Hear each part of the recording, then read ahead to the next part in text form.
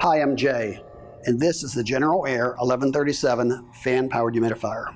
It's been around for a very long time, and all the various versions of it across the years look basically the same as this. There is another style that is a newer kind of look that is the same as this. It just looks a little bit different.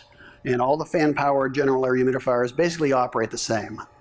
When they're running, you'll see a little fan. If you look inside this little grill here, there's a tiny little fan inside of there, a little fan blade. And it's spinning right now. That's just to cool the motor itself.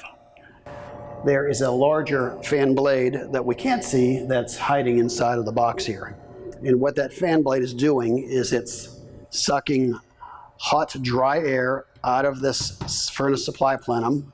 It's drawing that air through the humidifier filter.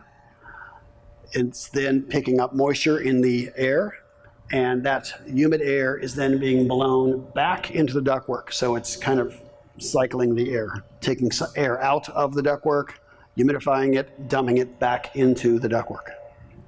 Now, during normal operation, the furnace will be running, and the humidistat is also saying, hey, I want humidity. So when those two things are happening at the same time, that should enable the humidifier to come on. And when it runs, the little fan inside here will be spinning, and there'll be water trickling down the drain. If for some reason you have water trickling down the drain, the fan is not running, and the furnace is not running, there's a problem.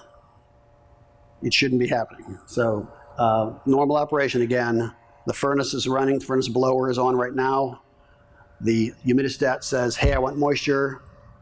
This fan inside here is running and water is trickling down the drain.